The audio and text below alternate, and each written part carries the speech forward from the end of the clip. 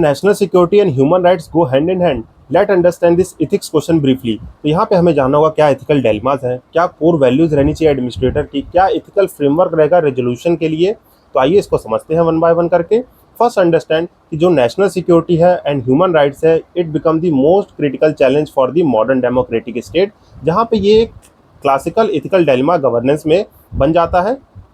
और यहाँ पे एक चीज़ देखने को मिलती है, जो हमारा यूटिलिटेरियन सोसाइटी है versus the deontological rights, means collective good versus individual rights का यहाँ पे डायलेमा देखने को मिलता है।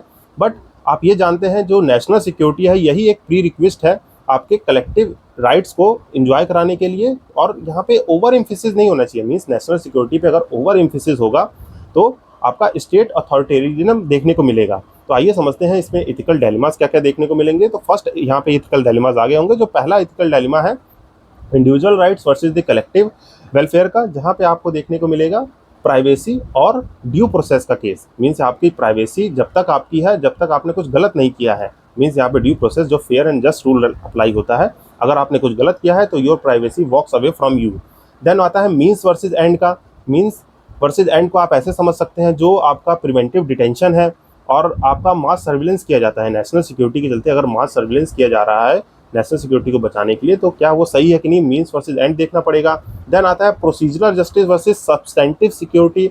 यहाँ पे आपको क्या देखने को मिलेगा, प्रोसीजरल जस्टिस वर्सेस मीन्स यहाँ पे रूल ऑफ लॉ और जो आपका जो एग्जीक्यूटिव एक्शन होता है ये कैसे बैलेंस कर रहा है।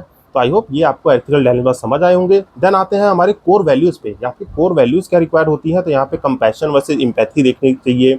यहाँ पे आपका ऑब्जेक्टिविटी और फेयरनेस देखना पड़ेगा कि सही है कि नहीं। Accountability of the government and the governance देखना पड़ेगा। ये हमारी कुछ कोर वैल्यूज़ हैं।